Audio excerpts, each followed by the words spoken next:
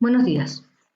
La práctica de hoy corresponde a la unidad número 5, circuitos secuenciales, SSI. Hoy vamos a explicar un ejercicio sencillo, haciendo hincapié en varios conceptos que ustedes previamente vieron en la teoría. ¿Cuáles son los conocimientos que deberían poseer para poder realizar este ejercicio solos? Deberían saber la diferencia entre lo que es un circuito combinacional y un circuito secuencial. Deberían saber lo que quiere decir que un circuito sea sincrónico. Saber diferenciar entre latch con habilitación y flip-flop. Saber para qué sirve y cómo es la tabla de excitación de los biestables. Conocer lo que es un diagrama temporal y conocer el método de las transiciones. Nosotros vamos a ir repasando esos conceptos a medida que resolvemos el ejercicio. No los vamos a dar toda la teoría completa porque ya la vieron, pero vamos a ir tratando de reafirmar esos conceptos. Bueno, veamos lo que dice el ejercicio. El ejercicio dice así. Se pretende diseñar un sistema secuencial sincrónico con dos entradas A y B y una salida S usando biestables D, de manera que proporcione salida alta solo cuando las dos entradas sean iguales y haya estado a nivel bajo la salida del circuito en el ciclo del reloj anterior. Las transiciones se producen en el flanco de bajada del reloj. Las señales de entrada son periódicas con un periodo 5 veces superior al periodo de reloj y están desfasadas un ciclo de reloj entre ellas. Nunca se produce un cambio de las entradas en el flanco descendente. Me pide que diseñe este circuito y que realice un diagrama temporal.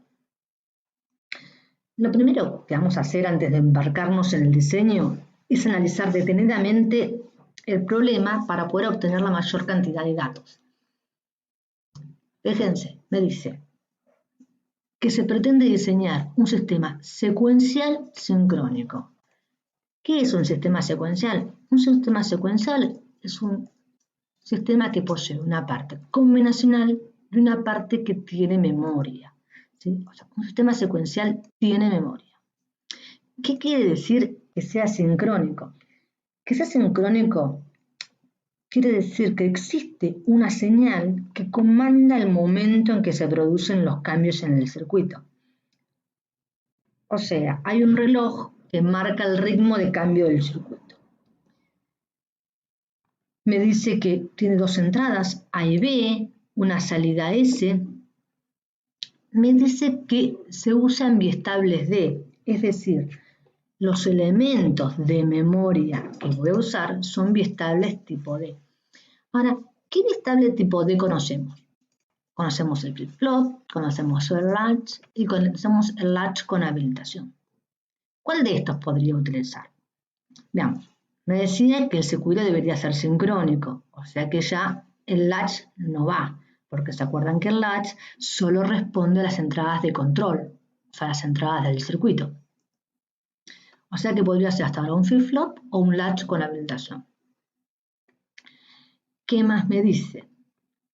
Me dice que la salida debe ser alta solo cuando las dos entradas sean iguales. O sea, cuando A y B sean iguales y haya estado a nivel bajo la salida del circuito en el ciclo de reloj anterior. Es decir, la salida en el ciclo anterior tiene que ser cero. De hecho, ese es el motivo de que tenemos que usar un elemento de memoria para poder almacenar esto, ¿no? Me dice que las transiciones se producen en el flanco de bajada del reloj. Bueno, si las transiciones se producen en el flanco de bajada del reloj, ya podríamos descartar el latch con habilitación. ¿Recuerdan que el latch con habilitación responde al nivel y no al flanco? En cambio, el flip-flop sí. Bueno, me dice que las entradas A y B están desfasadas y son entre ellas tiene 5 veces y A y B son periódicas con un periodo 5 veces superior. Fíjense esto último que dice, nunca se produce un cambio de las entradas en el flanco descendente. Esto tiene mucha relevancia. No lo vamos a tratar hoy, lo vamos a tratar en la próxima práctica, pero sepan que tiene relevancia. Resumiendo un poco, ¿qué es lo que tenemos que hacer? La situación es la siguiente. Debemos diseñar un circuito que tenga entradas A y B y salida S. Observando el comportamiento de la salida S, vemos que necesitamos algún elemento de memoria para obtener el estado anterior. Habíamos dicho que el elemento de memoria que íbamos a utilizar era un flip-flop disparado por flanco negativo y ya va a tener un reloj. Y con esto solo no me alcanza para obtener la salida S. Vamos a necesitar diseñar una parte combinacional de manera tal que el diseño en su totalidad se comporte como había dicho. ¿Sí? ¿Cómo se tenía que comportar? Hemos dicho que si las dos entradas eran iguales y la salida era baja, estos dos casos, la salida S iba a ser un 1. Fíjense que en este caso mi salida S es el estado siguiente del flip-flop. ¿Sí? Ahora sí, vamos a diseñar el circuito. ¿Cómo lo vamos a diseñar? Utilizando el método de las transiciones. ¿Se acuerdan el método de las transiciones? El método de las transiciones, yo tenía las entradas al circuito que quiero diseñar, A y B, la transición deseada. ¿Qué quiero decir con la transición deseada? ¿Cómo quiero que sea mi estado siguiente? Que en este caso es mi salida, cuando la entrada es A y B y el estado anterior es un 0. ¿Cómo quiero que sea mi estado siguiente si mi entrada A y B son 0 y mi estado anterior es un 1? Todas esas condiciones van a ser la transición que yo quiero que se produzca.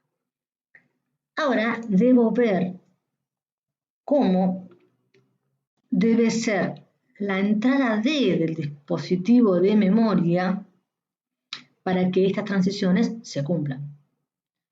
Para eso me voy a valer la tabla de excitación del flip-flop D. Entonces voy a mirar. Si yo quiero que si hay un 0 en el estado anterior y el próximo estado sea un 1, ¿cómo tiene que ser D? A ver, si hay un 0 y el próximo estado tiene que ser 1, D tiene que valer. Si yo tengo un estado anterior de 1 y quiero que el próximo estado sea un 0, ¿cuánto tiene que valer D? 0. Bueno, así puedo completar toda la tabla. Ahora, para no perder el foco, ¿qué es lo que estaba haciendo? Yo estaba diseñando un circuito que se comporte, que tiene entradas A y B, tiene un estado anterior, y en función de eso voy a armar una salida D que cuando entra el dispositivo de memoria va a hacer que mi salida siguiente, o sea, mi salida, se comporte como yo quiero. Pero la entrada esta D que estoy diseñando yo, que es salida de un circuito combinacional. Toda esta parte es puramente combinacional y van a aplicar las mismas reglas que veníamos hasta ahora. O sea, voy a hacer un mapa acá y voy a obtener como esta salida D, que va a ser la entrada a mi flip-flop que va a producir la salida del estado siguiente. ¿Sí? Bien. ¿Cómo queda el circuito en su totalidad? El circuito queda así. Fíjense, tengo una parte combinacional y una parte secuencial pura, un elemento de memoria, digamos. Fíjense que toda esta parte combinacional que hice va a marcar cómo se va a comportar D para obtener el estado siguiente que deseo. Esta parte combinacional actúa sobre las entradas y sobre el estado anterior para producir el estado siguiente. Esta salida negada podría directamente haberla tomado desde acá. Y después, esta NOR exclusiva es resultado simplemente de que saqué factor común el estado anterior negado y me queda A negado por B negado más A por B, que es la definición de una NOR exclusiva. Bien, ahora vamos al segundo paso, hacer el diagrama temporal. Acá pueden ver que ya tengo puesto el reloj, porque es sincrónico, ¿no? El reloj que comanda el circuito. Vemos que la entrada A el periodo total de la entrada A ocupa 5 periodos de reloj, lo mismo de la entrada B, y vemos que entre A y B hay un desfasaje de un periodo de reloj. Bien, la idea es observar el comportamiento de la salida S. Como esta salida o la evolución de esta salida va a depender de la evolución de la entrada al flip-flop D, vamos a ir haciendo las dos. Primero veamos la entrada D. La entrada D, recuerdan, es resultado de un circuito combinacional. Por lo tanto, va a cambiar el valor cada vez que cambien las entradas A, B o el estado de ese anterior. ¿Sí? ¿Cómo va a cambiar? Siguiendo la tabla de verdad. Ahora, ¿qué va a pasar con S? S, o la salida, es resultado de un circuito secuencial tipo flip-flop D. O sea que en realidad lo que va a hacer S va a ser simplemente fijarse solo en los flancos activos del reloj como es su entrada y la va a replicar. ¿Ves? Va a cambiar el valor de la entrada, va a cambiar según el valor de la entrada D en el momento que se produce el flanco activo del reloj. Eso lo va a mantener hasta el próximo flanco activo. ¿Sí? Acá tenemos la tabla de verdad. Empecemos, analicemos un poquito. Veamos. Empecemos con D. Fíjense. D. A es 0, B es 0, S es 0, A, B, 0, D es 1. Cambia A, 1, 0, 0, D es un 0. D cambia su valor siguiendo la tabla de verdad. A medida que cambian las entradas, D va cambiando. Ahora veamos S. S, antes del flanco activo del reloj, mantiene su estado inicial, que asumimos en este caso que es 0. Y lo va a mantener. ¿Sí? Cuando llegue al flanco activo, recién ahí observará lo que hay en la entrada D y en función de eso va a provocar el estado siguiente. Digamos. ¿Ven? Por ejemplo, primer flanco activo de reloj. S, que está acá, se fija cuánto vale D. D vale 0, estado siguiente entonces 0 y lo va a mantener hasta el próximo estado. D, en cambio, mira el estado de S anterior, mira B, mira A y se pone en 0. Cambia B. Al cambiar B, A y B son 1. El estado anterior es un 0, se pone en 1. Fíjense cómo el estado siguiente se va retroalimentando y convirtiéndose en estado anterior. ¿Sí? Vamos a otro flanco. Vamos al segundo flanco. En el segundo flanco, que sería este, fíjense, llego acá. Cuando llega acá, mira cómo estaba B. Podemos mejor en la... Mira cómo estaba B. B era un 0. B era un 1, perdón. Como B era un 1, el estado siguiente es un 1 y se va a mantener hasta el próximo flanco de reloj. D va a ir cambiando según cómo cambia B. A ver, y el estado anterior. Acá, A es 1, B es 1, S es 1, entonces D es 0. A ver, acá cambió A. A es 0, B es 0, S es 1. A es 0, B es 0, S es 1. D también se mantiene en 0. Bueno, si seguimos haciendo este análisis, podemos ver cómo avanza toda la secuencia. Entonces vemos que en cada flanco descendente, que es el flanco activo en este caso, la salida Sn toma el valor que tiene en ese instante la entrada D y lo mantiene por todo el periodo. Este va a ser el estado siguiente que se convierte en estado anterior para los cambios de D. D, en cambio, va cambiando momento a momento porque es combinacional, puro. Bien, Y bueno, fíjense que se va repitiendo siempre una secuencia. Bueno, espero que les haya quedado un poco más claro.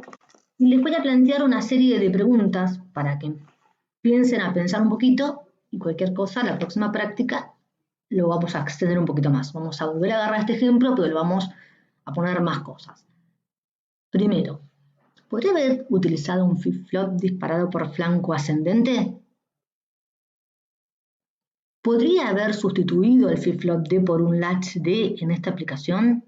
En esta aplicación particular, ¿qué tendría que haber modificado? ¿Qué hubiese pasado si A o B hubiesen cambiado justo en el flanco activo del reloj? Es decir, si esos cambios en A y B hubiesen coincidido exactamente en el flanco del reloj. Ahora, en los diagramas temporales asumimos que el estado inicial de la salida del flip-flop es 0. ¿Puedo asegurar siempre esto? ¿Cómo podría ser para asegurar siempre esto? O un estado que yo desee. Después, y esto es muy importante, y vamos a remachacar con esto de acá a fin de año. ¿Cuál será la frecuencia máxima que podrá tener el reloj que comanda el circuito? O sea, ¿qué tan rápido puede andar esto? Bueno, va a depender de los retardos. ¿Y de qué retardos va a depender? ¿Habrá alguna otra limitación aparte de los retardos? ¿Hay alguna otra característica que se deba tener en cuenta en la frecuencia del reloj? Bueno, todo eso los dejo para que lo piensen. Nos vemos en la próxima y espero que les haya servido y que hayan entendido. Si no, cualquier cosa nos avisan.